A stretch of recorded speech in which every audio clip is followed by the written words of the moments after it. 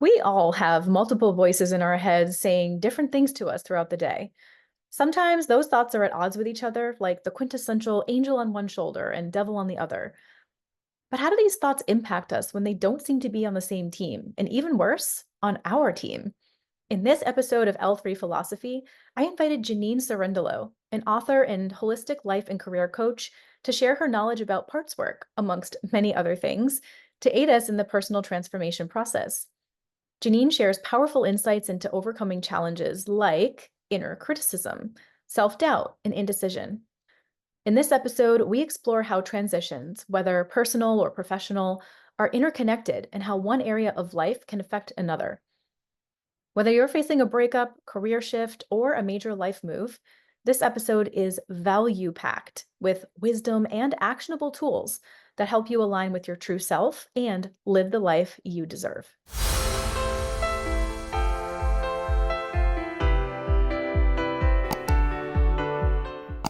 Jeanine Cerundolo, welcome. Yay, you said it right too. It's so exciting to be here, Emmy. Thank you for having me on your wonderful podcast. It's exciting, and I love the three L's. I always say that part of my purpose is to be connected to self, others, and source, or something bigger than ourselves is like something I've been up to for the last decade or so. So that is a great categories to have.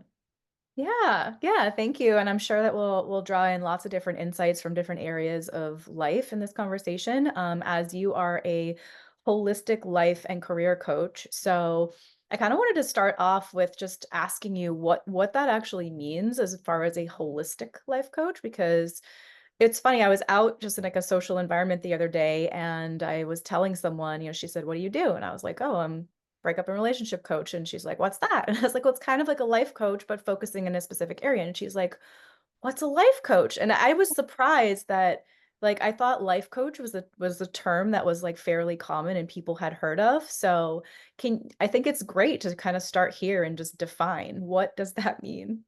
Yeah. Yeah, it's great to have a niche in that way and something specific. And I tend to say that I work with transitions, but they can be various different genres, and that's why I say holistic is often if I help a client by using the wheel of life and taking a look at inventory of all the areas, there's like a Venn diagram, right? One area touches another. And so when you shift something in one area, you think you're working on health, and then it suddenly affects your self-esteem or confidence, which affects your relationships, right? Like everything is connected. So in that way, the holistic piece is it's really people come for what they think is a specific thing, like a breakup or a move across the country or a new job. And often it touches themes like self-acceptance or indecision or inner criticism or lots of other topics that are more internal. And so the holistic part is the internal piece and the external various aspects. When you face transition, and face it, when we're a human in life, often we're in transition from one thing to another in one area or another. So yeah, that's a little bit of that. And life coach, yeah, I think more I get that question less. I started so long ago that people were like, "What is that? Is that like a therapist?" And I think that now there's a little bit more awareness in the zeitgeist, but definitely helping people bridge from where they are to where they're going is the main focus. And in doing so, addressing any of the obstacles or patterns that have kept them stuck. Yeah, I think that was a really great kind of description with like a few examples here and there. I think it can be really helpful. And I really like how you say a life coach helps people go kind of from point A to point B. What are all the little mini steps you need to take in between there to get you to kind of your desired outcome? And I like that idea too of like focusing on some of the action that someone can take, rather than just kind of having to show up every week and talk about, the past or your same emotions that you're experiencing. It's like, no, where can you actually make change real time and then see the outcome of it? So Yeah. super, super valuable. Yeah. And I know that you've been doing this for a while. So I'd love to know a little bit about what your journey with having your own business in this kind of field of helping people has been like for you, mostly around like how has it helped your own kind of self-discovery? because I know that, as a person who has gone through a career change from high school biology teacher to breakup and relationship coach, I never even could have imagined how much kind of challenges I faced as far as my own self-discovery with like starting a business, learning about entrepreneurship and just like shifting your life. I never could have like hypothesized that it would have had such a profound impact on me. So curious Yeah. to know about what your journey has been like kind of Sure. throughout that. One of my favorite words is alignment. And I feel like from a young age, I mean, really young, we're talking before I could trace back the beginning of life coaching. I wanted to be a writer when I was 8. And then I think I wanted to be a nun when I was 17. That I did dream not know this about you. Catholic schoolgirl. So, but at the point was that I was like, how can I make the biggest difference in my life? Like, how can I help people? And like, so whichever role models I had at the time was like, cool, Mother Teresa seems like she's doing some good. Like, that's a good career path. But yeah, I always knew that I loved helping in some capacity, but it looked different over the years. So when I started some of my passions were I did AmeriCorps a couple times, so working in social work and education, really helping in different atmospheres, and that didn't exactly click, but it was getting closer. And then I did yoga teacher training, and I was like, oh, I love people coming into a class stressed and chatty and distracted, and then leaving like floating on a cloud and like centered, and there's a oneness in the room. I was like, what is that? Like, and for me, it wasn't just about the poses or the asana, it was like the inner transformation, the stress to the peace. And so as I did these various things, and a lot of like, I had one person like who hired me who was like, your resume looks like you had a fun time so far. I was like, I'll take it, like trying to choose things that are aligned. So in my early 20s, I felt like I just came up with this little slogan, like, may what you do be an expression of who you are. And that can be as simple as when you're washing the dishes. It doesn't even have to be a career path per se, but can your action be infused with your essence per se? And so I was on the hunt for like, I really want to do something that is meaningful and connected and uses my gifts in the biggest capacity that I can. Um, and yeah, so I in my second AmeriCorps job, an AmeriCorps job is a 1 year fellowship. And so I was like, okay, I'm 6 months in. It's my second one. I can't do it again. I have 6 months left. What am I going to be when I grow up? And I wrote 3 post-it notes on my computer. Who am I? What do I want? And how do I get there? And then I answered them. And they haven't changed much, honestly, in like half a decade because I've just lived into them.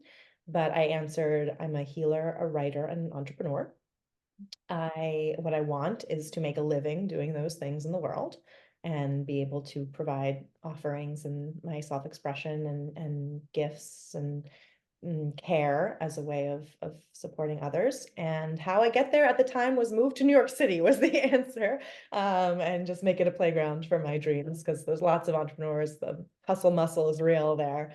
So that's what I did. I just moved there right after being in Colorado and was there for what I thought would be 1 or 2 years, and it turned out to be 7, and that's a different story for another day. But backtracking to what you said originally um, around the action steps, I am very intuitive and process oriented. And I think I was very drawn to like expressive art therapy. And I still have some connections and peers in the field. And I loved that, but something wasn't sitting with me exactly about that. And I think it's because I am more goal oriented and directive in terms of my approach. And so for me, being able to do coaching and have like homework and goals and like actionable tools and steps in between. Not that therapy can't have that. Obviously, there's overlap between both fields, but life coaching really, really matched my personality in that way as well.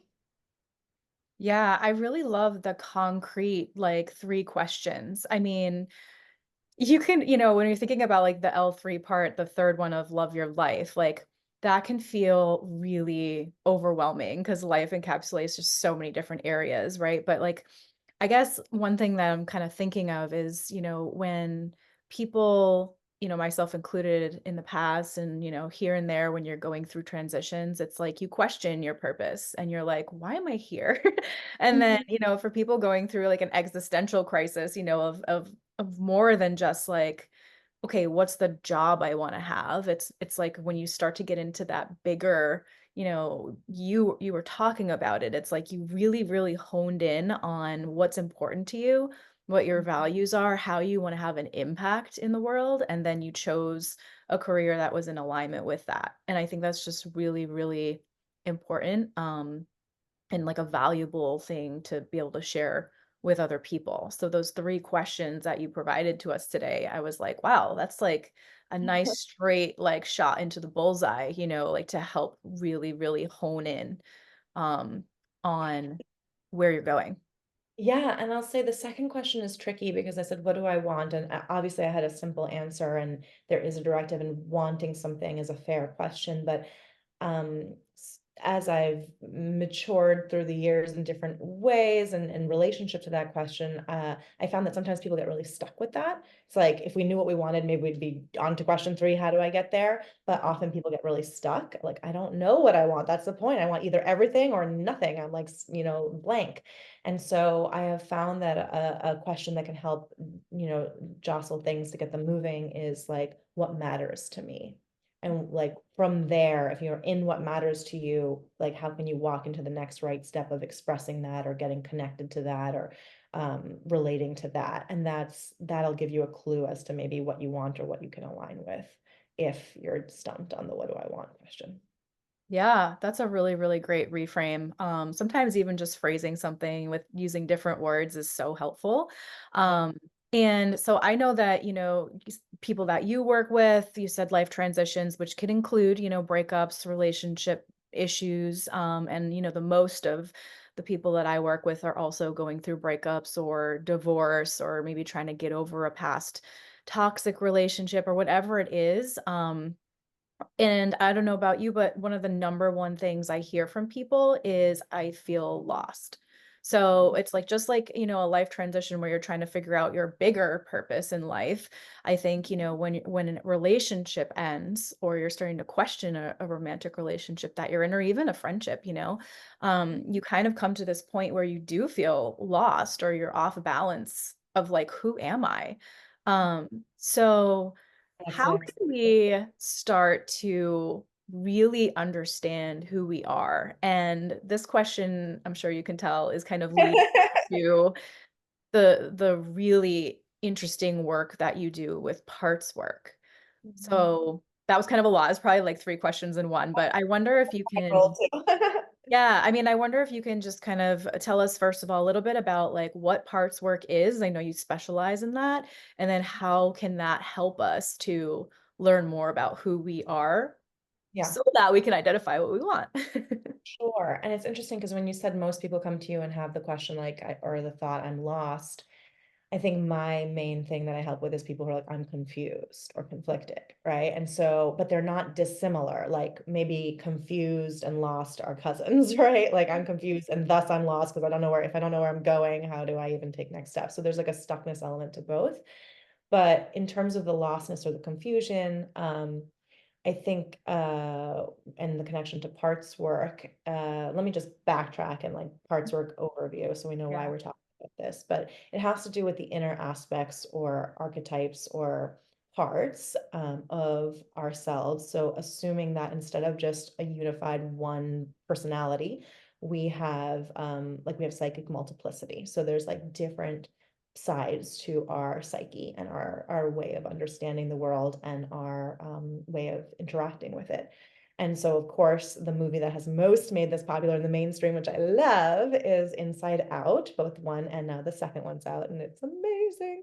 And that kind of personifies the emotions. So they took universal and culturally ubiquitous emotions from psychology, and they took five of the seven, joy, sadness, anger, disgust, and fear, and they personified those through the protagonist who has all of them in her head, and but they're all like battling. So often when we come to a fork in the road wake up call moment, like a breakup or a transition where like something needs to shift because we feel out of alignment and we know we're like dishonoring ourselves or betraying ourselves, this is a call to be more whole, to come back to center, to say, how do I take all these various parts and aspects and emotions and sides of myself and see if we can point them all in the same direction? Because otherwise, you have one hand here, one hand here, they're on the desk over here, and you're stuck, right? It's like a horse-drawn carriage where every single horse is like looking in a different direction, like, let's go this way. It's like, well, Ooh, that carriage isn't moving anywhere that wouldn't fast, be right? good. Blinders on and let's all go. I don't know anything about horse-drawn carriages, but that makes sense, right? So, and the other thing about parts is though they were depicted in Inside Out as emotions, I see them more as like inner people. So they like a part is not solely angry. It could be complex and have anger and then it leads to sadness and it's like the same part. So, and I think there are some archetypal ones, inner child, inner mentor, inner critic, right? We all have heard this in the zeitgeist. But the, or in the ether, but there's also like ones that are personal to you, like, and they can change through time. So my do-gooder part or like helper part at 17 wanted to be a nun. At 15 was raising money for a charity project that she started because she heard a homily and was like, I need to make a difference. And at 25 or 20 something was in AmeriCorps and like now is in coaching, right? It's like different for yoga was before that. So different forms and expressions of the same part that started growing through time and has had more nuance as it's been going and expressing itself differently. Hmm. So, correct me if this is not accurate. Would you say that these different parts and archetypes are like kind of like the voices in your head that are kind of arguing with each other or going back and forth, or like you always see in the movies or cartoons, you have like an angel on one shoulder and a devil on the other, and they're just like going back and forth, trying to get the person to do this, no, do this, do it, you want to. Like, would you say that those are like your different parts? Yeah, I think so. I don't have like the ultimate, I'm not like the ultimate parts work specialist. So as though I use it a lot, I use it in a very fluid, intuitive, and coaching context. So there's many different ways to work with parts. Internal family systems and therapy being by Richard Schwartz, developed by Richard Schwartz, being the most like um, comprehensive modality that has been fleshed out to time. So, but in the way that I use it and think about it, yes, I would say a part is speaking through that like that voice is from a part, Mhm. but that is not the voice itself is like not a disembodied part, right? Like if you get to know it. And so sometimes people hear those voices, they're like, I really want to go to this potluck, but like I really hate cooking, so I don't know if I want to go, maybe I would stay home, right? In one sentence they think that like what's the part that it wants to socialize and be extroverted and outgoing, and what's the part that's like, ooh, cozy introvert time napping with my cat and reading a book. And so once you get a visual, some people are more visual, some more auditory, some more feelers, like get an emotion or they feel it in their body, physical. So however you connect to the part, which could be different, it's still saying like, wait, let me have a dialogue maybe between going out part and staying in part and see if we can get them to decide something that doesn't feel so opposed, like by getting to know what they really need. And so maybe that means like you want to stay in for a couple of hours and have some me time and you need to cancel a meeting so that you feel recharged before you go to the potluck or something, like something to meet both their needs. Um, so yeah, so it could be voices in the head. The angel devil is a perfect example. Actually, before this wonderful interview, I was thinking about I know we'll get to my books later, but I wrote a book on parts work, and there's one little section by Khalil Gibran that I put in the front that's about like perfectly illustrates that kind of angel devil slash different parts of ourselves. So it's like a paragraph or two. Could I Yeah. read it? Yeah, Yeah. please share. So And then that'll go ahead.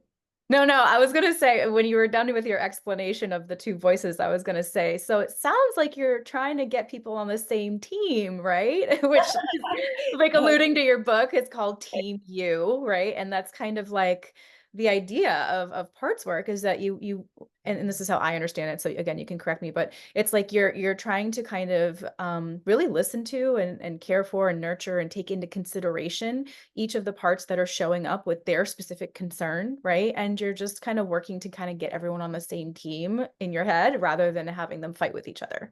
Is that Sure. accurate? Yeah, I think so, but it's almost like the tricky part about meditation is the minute you're like, my goal for meditation is to be peaceful and float on a cloud of bliss and a lotus flower, like you're done. Like you're not going to have a good meditation. So you kind of can't go into meditation.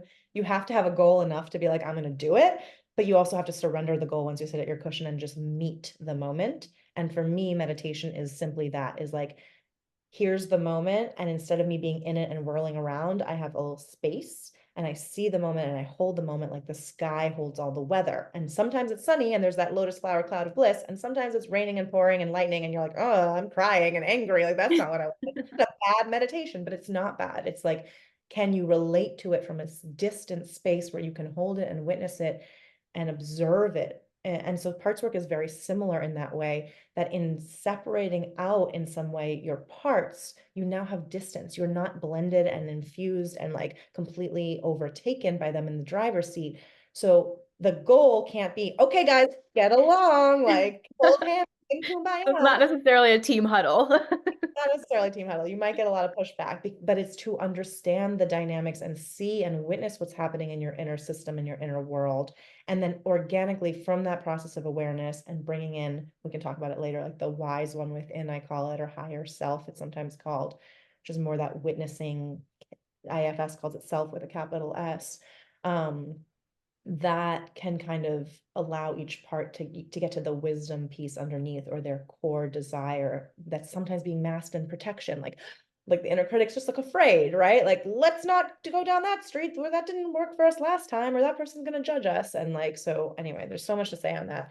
Why don't I read the Reason and Passion excerpt from the Prophet from Khalil Gibran, and that'll explain a little bit. This is before the chapter on when parts disagree, which is the main context in which we're talking about parts, is when they're in conflict.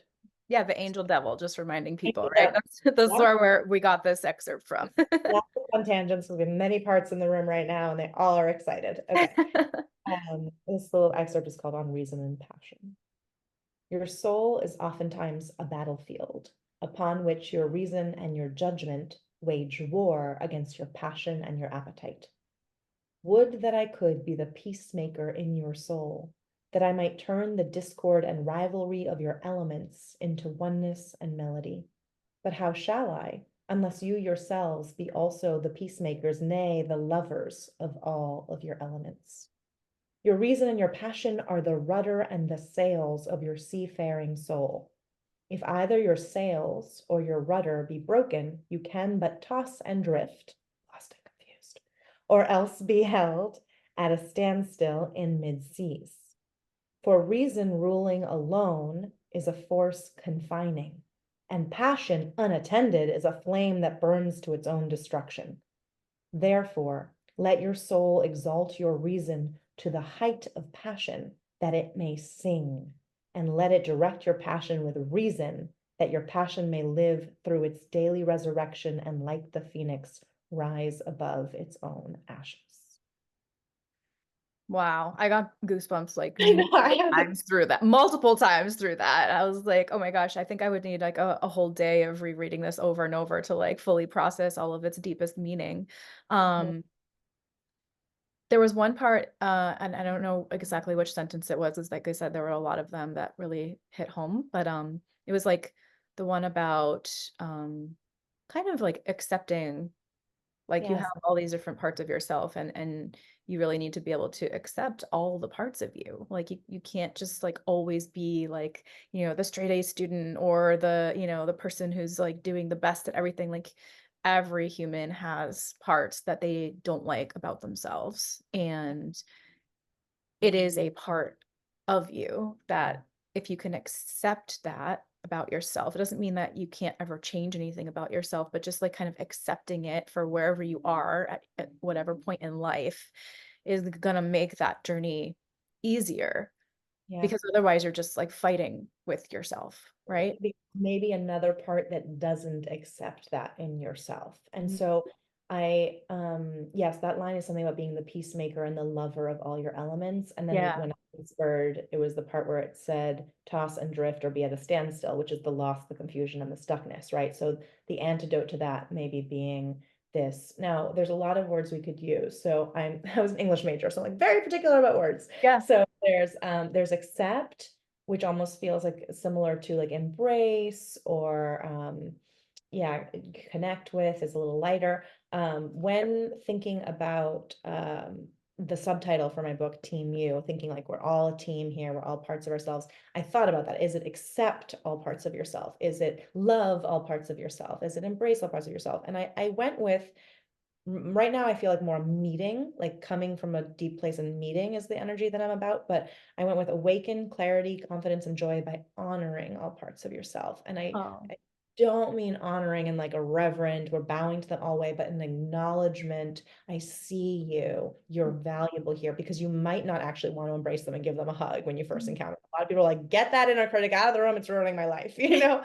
So, so I think acceptance could come as, I think it's a byproduct of Yeah. meeting and being open and listening and honoring and acknowledging, and then maybe acceptance comes down the line, but I don't think you can start there at all times. I love that explanation. It's like it discerns all the components so nicely.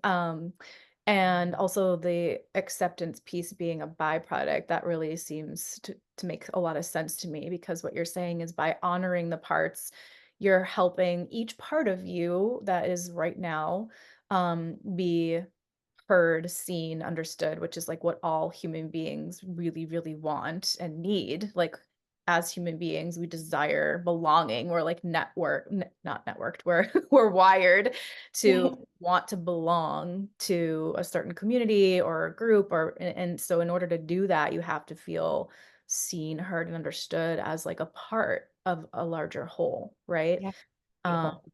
Yeah. so yeah, that makes a lot of sense. That's really powerful. And so in this work, and then like using it in conjunction with the other elements of coaching, Mhm. it sounds like you can have a much greater understanding of kind of why you do what you do and why you think what you think, and maybe even lessen any frustration or judgment you might have about yourself. I know for me, I've only had, I think, like 2 kind of parts work sessions done. One was with you.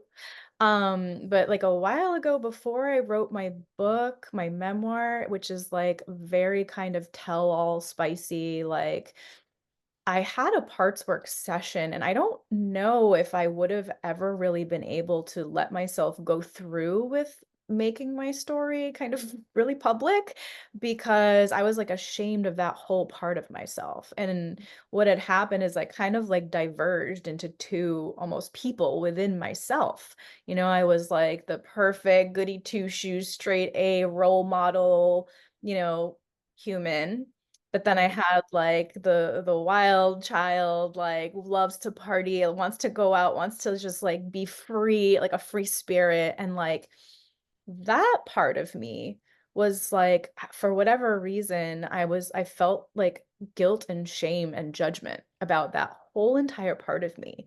And so because I had suppressed that part for so many years, when the weekend would come, I would go crazy because it Mhm. was like letting it out of its cage. Yes. And it was like a parts work session that I had, that we were basically trying to like unify those two parts.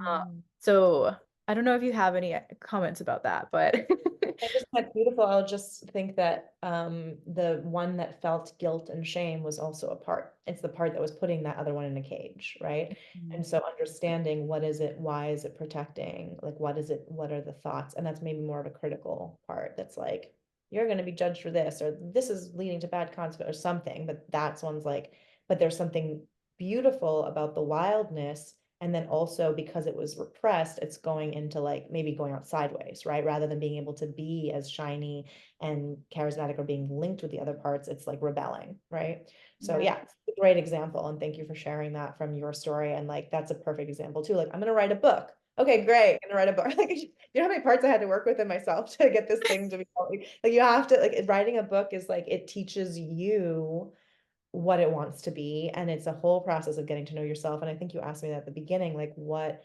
has coaching taught me about myself and my journey just becoming a coach? And I think I answered other questions instead of that one, but here we are again. So I think it's just like when you do something that's aligned with your identity, it's beautiful, it's awesome because it is that expression. And also it's, there's not a lot of separation, and then that can cause you to feel like very blended. And so for me, it took a long time to feel like, wait a minute, I have like the coach hat and then I have to take it off. Like I can't wear it like to like a networking dinner or whatever other things, right? Like there's certain places where I just want it to enjoy and be me. And I think this is like a fascinating thought, like which part of you shows up to the page when you're writing, to the potluck that we talked about, um to your, like, definitely I feel like the coach in me is a part that like gets excited and is like, okay, I'm here to serve in this way. And it's different than the part who's taking a walk 10 minutes later, right?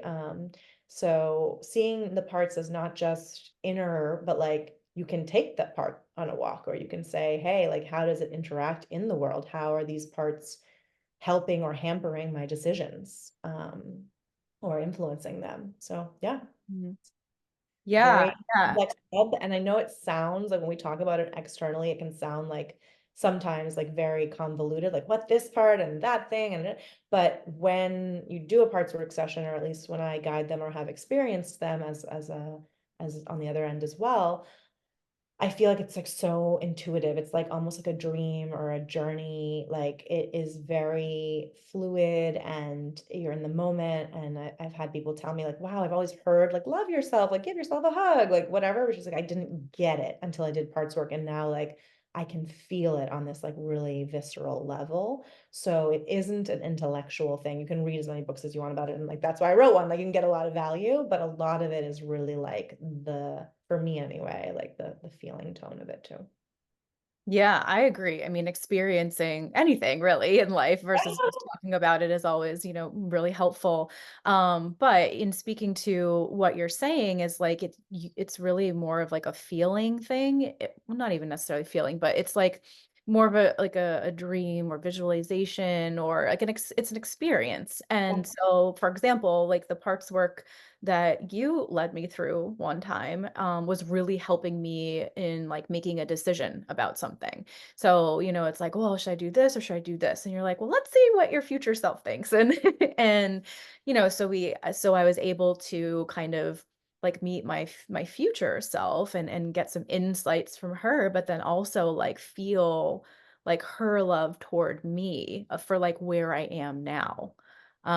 So it sounds like it can just really be used for a lot of different things, like reconciling things from the past, but also, helping you vision for your future. Yeah, and melting the resistance. Like if we're stuck in like what should I do decision, you're usually in a constrained, constricted kind of energy that's almost blocking the very thing that you think that you want so bad. And so that meeting the future self or the higher self, and they're a little different to me. And I might have done future with you, but sometimes I do higher self, and we can talk Oh, it about might have that. been higher. I probably messed it up. I don't, I think we did future. I think we did. Like, I think I use them differently in different situations for what's needed. But the higher self and just bringing that energy in and, yeah, it's just, different. Yeah, different. You have different tools at different times. So I like to think of it as that it's not a one size fits all, same as coaching, like curriculum, like step one, step two, step three. And that was the hardest part for me about writing the book is like, how do I like actually, the book has to turn pages, like we have to do it in steps, but there is a very non-linear, like beautiful process by which you're meeting the moment with the exact thing you need in that instance. Which is really, really helpful. I've tried, coaching programs, for example, for business or, entrepreneurship, and it's kind of like that one size fits all, just do this and then everything will work for you. And it's like, that's not always the case. So it's really nice when you can have someone meet you exactly where you're at and then provide a tool that is perfect for you right now. It might be different, in 3 weeks from now. You might not resonate with that tool, right? And so that's kind of what self-discovery, personal development, all this work is about. It's about finding the right thing that aligns with what you need and desire like right now to help you to that very next step. At least that's how I No, I I see. really love that. And I think that's a great, I've gotten a lot of value out of group programs. And because there's many people with many parts and they are one size does not fit all. Like somebody, like a lot of people I talk to are like, I don't want to do a social media TikTok dance. Like, please don't make me do that for my business. And so like if you're doing that, you're going to get so much resistance from a part that's like, that's not aligned. So you either have to work with that part and say, is it really not aligned or what's the block? Or it's like, okay, so you don't have to, like, that's not the only way to promote your business or whatever. So really being able to be not just, yeah, one size fits all and get through the obstacles to the other side is really great. Yeah. Yeah. Well, this conversation is flying by, and so we have to definitely get to the topic of writing because I know that writing, as you said, you know you wanted to be a writer ever since you were young. You have become a writer and an author of two books, and I know that writing has been a huge process for me and everybody that I worked with too. I always encouraged them to write, and I know that you do too. So there's so many different ways that you can write for healing, for rebuilding, for visioning. And, I'm sure most people are familiar with like, okay, get out a journal and write how you feel every day. But I'm kind of curious, just because you and I have this kind of similarity, in how can we use writing like creatively Mhm. to help us along our kind of journey of L3 of loving yourself, loving your relationships, loving your life? Because I know it was a huge piece of my journey. Yeah, I love how you put it and all the different ways and styles of writing for different things.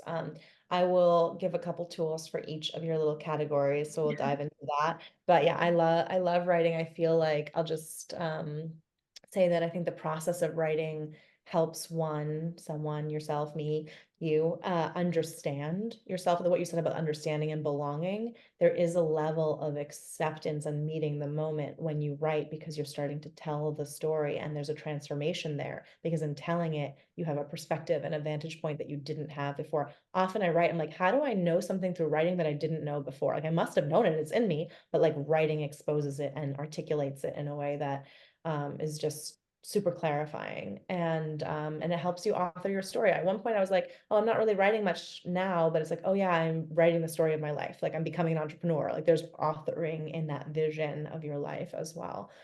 So it's both creative for me and intuitive at the same time. Like I'm creating stuff and making it, but I'm also like receiving and listening and like channeling by what I see.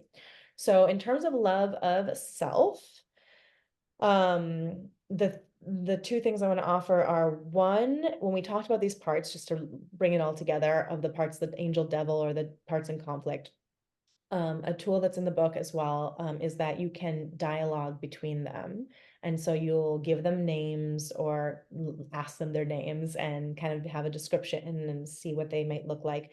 And then let's just say it's a big decision about like, do I want to um, start my journey as an entrepreneur or should I go back to my day job or whatever? Then you have like the muse, like, yes, let's be an entrepreneur. And the critic who's like, that sounds scary and risky or whatever. And then so you have one of them say hi. Usually the muse like bounds up to the critic, hey, how's it going? The critic's like, not good. You're thinking about being an entrepreneur, right? Or whatever you're saying. And then they just go from there and you just write out the dialogue. This is not to fix things or to make them get along or to anything that we said. It's to see what's happening that's keeping you stuck with this decision based on what they say. And by the end of the page or two that you write, you will see something. Like definitely there something will reveal itself. So I think in any big or small decision that you're feeling constriction about, that could be good. And then since we were talking about future self too, in terms of guidance, if you there, I do believe that we have like an inner reservoir of wisdom that I so often don't tap into, but is there just like waiting. It's like, hello, I'm here if you need me. And I'm like, yeah, I'm doing my thing, but I'm so stressed or tired or angry. It's like, yeah, I'm still here. Okay, so go visit the wisdom fountain and the pool. And one way to do that is to write a letter to your future self from this place, because you want to honor the place where you're confused and angry and sad. So you go like, dear future self, I'm so frustrated that I don't think I'll ever write this memoir because I'm too scared of being judged as being a wild child. Okay. And then like put it in a little box or something, sit on it for a couple of days, maybe meditate before you reply, get into that like beautiful Zen space or open-minded, open-hearted place. And then you can write back. So reread the letter that you wrote yourself, and then from the vantage point of higher self, future self, dear Emmy, whatever was the fusion, right? Whatever you think you can understand that you didn't know that she needs to hear. And it's something that can just like you tap into, you flow, and you're like, wait, what? That's actually good advice. Like, who knew that I could be my own therapist in this way? Right. Um, so that's for love of self. I'll pause there in between each one in case you have like stuff you want Yeah. to. No, like what you're saying, I've actually thought that numerous times. It's like I was gonna ask you and like anyone listening, it's like, have you ever, written something in your journal or written something in general, and then you come across it like later and you read it and you're like, I wrote that? I mean, like it's shocking sometimes, actually. It's shocking for many reasons. Like it could be shocking because you're like, I never remember feeling that way. Or it could be like, wow, like you just said, like that's really insightful. Like what great wisdom. And so I think like you're saying that process of actually writing it's helping your brain process things as you put it into, your hand and writing, and it slows your thought process down too, because, different from typing, we can type a lot faster than we can actually like write with a pen. And so it's that like slowing down of the processing, I think that can also be beneficial for putting something down on actual paper. And it's also getting into a different vantage point. So you know how they say like, would you talk to your best friend the way you talk to yourself? Meaning like when you're doing your negative self-talk. No, you would never. So by embodying your future self, your higher self, your loving witness, you are being your own best friend and channeling their beautiful, loving, generous, kind, compassionate language toward you versus the stuff that you feel towards yourself when you're in, small victim mode or whatever it may be. Yeah. Consternation. Yeah.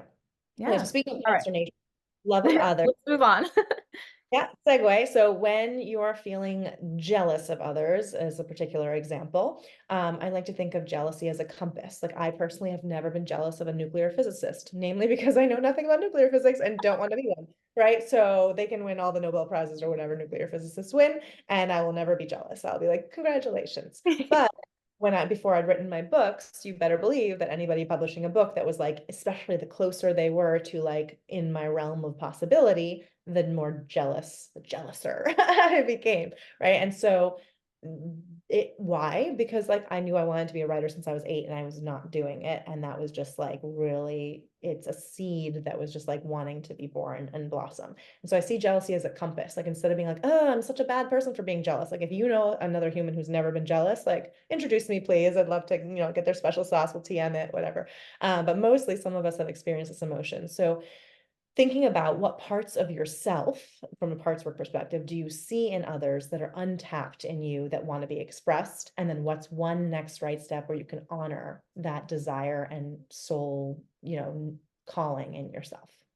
Hmm. That's one way And for so you're that. seeing this, you're saying that, jealousy is one example of an emotion or a state that you can be in with another person, like in relationships. And so if there's other emotions or thoughts or states that show up in relationships, you're saying to actually use that as information to help Yes. guide you toward maybe something that you're wanting or needing, or maybe blocking yourself from having. Is that what you're saying? Yes, and then it will also help soften your relationship to the other person because you think it's about them and you have this experience toward them, but it's actually something that's like unresolved in your heart. And when you get clean on your side of the street, that will change your relationship just by you having a different vantage point toward them. Love Um, that. That sounds really powerful. Something that would be important to know. Yeah. And then along the lines of if you're in a conflict with someone or you're feeling like you don't get where they're coming from, using this like parts work, almost like empathy guessing to put yourself in the other person's shoes and write a letter. I love our letter writing from the other person to you in what you imagine their deeper self would say to you in this situation. So not something you've heard them say before 1,000 times that irritates you, not something you need to hear necessarily where you're like, this is what I want them to say, but something that if you really sit down and be like, okay, let me just like try to put myself in their shoes and understand and empathize, and then say to yourself from their point of view in a letter, like, dear self, blah, blah, blah, but not self, dear, whoever your name is, Yeah, insert your yeah. from your conflict person, and then just read it a couple days later. I like the couple days between the letters to just let things sink in and let it be fresh and new when you revisit it, as opposed Yeah. to when you it. So that's a good one for compassion in terms of using writing in the three L's, Mhm. writing and a little bit of parts work. And then for love of life, this one is going to be like, in some ways, yeah, we've heard it all before, but hopefully we'll bring a little nugget of newness, which is appreciation, is the way that the world goes around. So gratitude, an attitude of gratitude, what we appreciate appreciates. So listing three things in your gratitude. What do you appreciate about your life in the past? So, like thinking back to things that you've experienced that you are grateful for. The present, that's the most common one that we would think, like, what am I grateful for right now? And also the future. Can you be grateful for in advance as if it's already given and happening and here, so that you can get into that space and place in mind. And then last but not least, for each one, positive psychology has shown that if you write why, and if you do this once a week as opposed to daily, I do not know why it's more effective once a week, but once a week, make a whole list, and then each one is why. So if my present thing I'm grateful for is a cup of coffee, you could just list, oh, I'm grateful for a cup of coffee. But that's like basic and will be like fine. But the next level is, I'm grateful for this cup of coffee because watching the steam rise on the top of the mug is so soothing and makes me, as I sniff it, remember the scent in my grandmother's kitchen when we made coffee together and had our lovely chats, right? Like that is a whole different cup of coffee. And so the why brings you back to a place and a visceral feeling and just helps you embody and appreciate it in a new way that when you read it again, it's gonna be a different way that you get something from that rereading as well. And last but not least, loving your life. I think a lot of us are hard on ourselves, maybe not everybody, but there's a fair amount of hard on self to go around. And so writing a list of your superpowers and your strengths and examples of how you have expressed them in the world, past, present, or maybe future, how you want to. And that's your own self-acknowledgement. And then as people recognize that in you when you're around the world, like say you get a compliment, so they're like, oh yeah, this old thing, whatever, keep it as a hype file. Like what did they say they appreciate about I know you had a recent birthday and people are like, hey, we love your birthday. Like it's great. Did like take a note of some of those things. So when you're having a down day, you have your little hype file and you're like, oh yeah, I appreciate these things about me. And the world is like mirroring them back. And you can get that reminder to infuse the love of life on a cloudy day. Oh my gosh, that was, I mean, that was so many amazing tools that oh no, seriously, like even if you just implement one of the things that you said, it can be so impactful. And if you start to have a daily or weekly practice of one or more of those things, then that can really help to launch you into transformation, into progress, into feeling motivated, energized, feeling better about yourself. Just so many benefits. So thank you for that was really generous, like how many tools you just shared with us. I really appreciate it. I hope everyone kind of can listen again and again and go back and try one or more of those things. And so I guess to kind of, bring our conversation more toward a close, I know that, your two books are wildly different in the theme and style and the kind of experience you had in writing them. Do you want to speak a little bit about, because again, we're talking about how writing can have an impact on where you are in life and how you're coping and all the things. So, do you want to speak a little bit about how those two experiences of writing a book were different for you or any other thing? Yeah. So the first one, my debut beautiful book, Team You, which is about the parts work in a coaching context, how to use it. It's much more like a guidebook. It has like activities and similar to the things I shared in the nuggets of how to love your life. Like each chapter has action steps and things you can do. Um, I thought it would take me a year. It took me about 3 from start to finish. And I had already done a master's thesis on it like years before. So it was like probably 10 years in the making. But it was a labor of love for sure. There was love and it was effort. And I struggled against it for a long time. Like I gotta write and I gotta do the thing. And mostly because of that, what I said about that jealousy of writing was like, it was just haunting me. Like I haven't done the thing I'm here to do, to write a book. And so the good news is when I published the book, that went away, right? Like, yay, I've done the thing. I can no longer say that I'm not living my dreams and I'm only helping other people live theirs, right? But the bad news is it didn't make me like 150 times happier, right? Like I was still about the same level of content. I was like, oh, but then the good news after the bad news is that that helped me see, yes, it's important to do things that you love and to put this book out there. And I'm glad I did. I wouldn't undo that. And it's not the only thing that makes us happy. Like so much of my work from after publishing the book became, how do I not just attach my level of satisfaction and fulfillment to the doing, but also the being and the appreciating of the small things. And so when I started writing my next book, this one was a love affair. It was not a labor of love. It was really done with joy. I was like, I've written a lot of poems. Let me put them all in a document. And there were 300 of them. So I took the top 30 that I could compile into a theme. And then I did a lot of editing and rearranging and the cover design, all the things that it takes to make a book. This one took me about 9 months. So it was like a baby cycle and maybe 10, but yeah. And it was just so fun. I was like, I get to write a book. I don't have to do it to alleviate myself from this like guilt that I haven't lived my dreams. So this one was done with a lot of joy. And this is a poetry book about themes of longing and desire, right? When we talk about the parts and what we want, like that wanting, craving energy, followed by grief and loss, because a lot of times we have to grieve the thing that we thought wasn't the thing we thought it was going to be, or we lost a loved one, or some goal or an opportunity. And then the last one, or a part of yourself that you, a lot of times we miss and grieve for a part of ourselves. And then the last thing is the trusting life's flow and the aliveness that is present in all the moments of both joy and sorrow. And so that is 10 poems on each of those things. Wow. So the title of that one is Love and Longing, right? And yep, Yeah, poems grief for and the joy of what is true. nice. And so that, I know because you've shared some of your poems with me, that it's a very different style of writing, right? I mean, you were able to just creatively express how you were feeling, maybe, just be a little bit more artful, with the words and they really are beautiful and very insightful, profound even. So, if you would like to share one of those poems from Love and Longing, I would love to Yeah. invite you to do that.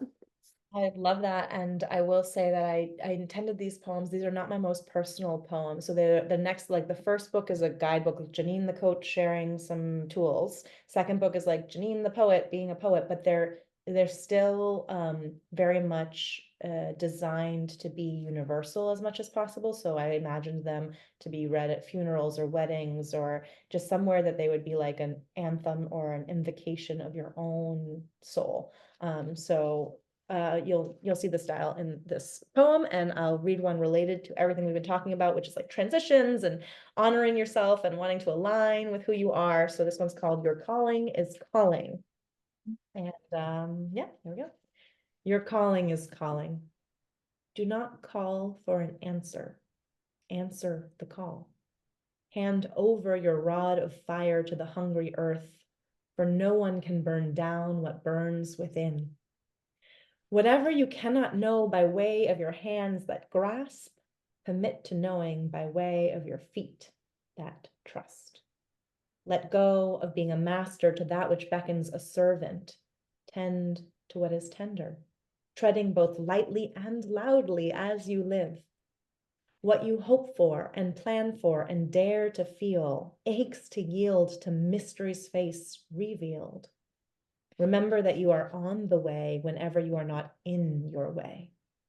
To follow the flow of what matters most, you must let yourself be moved by what moves you. When you let your wonder wander, you allow the pulse of life to direct the creation coming from your fingertips and to shepherd the future unfolding from your footprints. When you let yourself see what wants to be seen, you give birth to what awaited breath and bones cradling itself in your arms. The unknown invites you to be her vessel. So trust what is entrusted and be held by what you hold.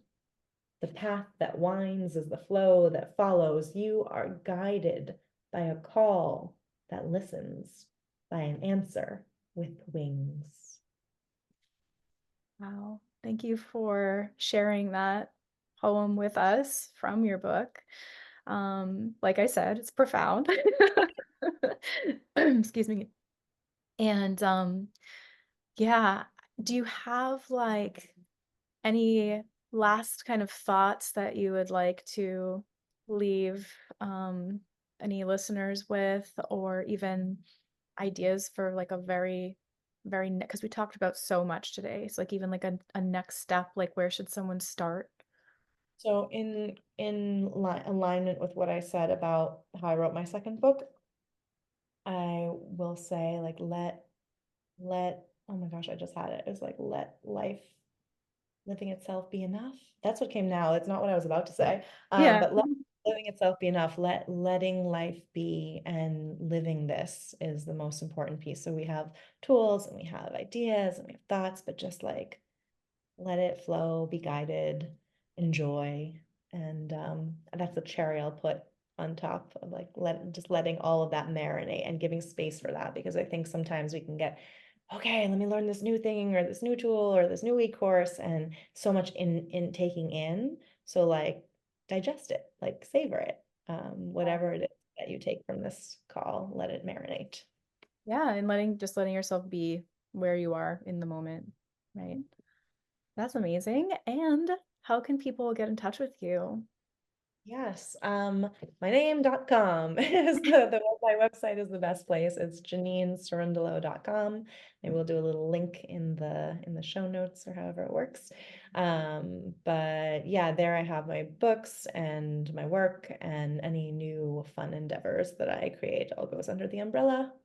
So yeah, thank you Perfect. so much for Oh this my conversation. gosh, So Jeanine, thank inspiring. you. Like the thought that I had throughout our entire interview was fun, playfulness, creative curiosity. I mean, it's so much fun to spend time with you.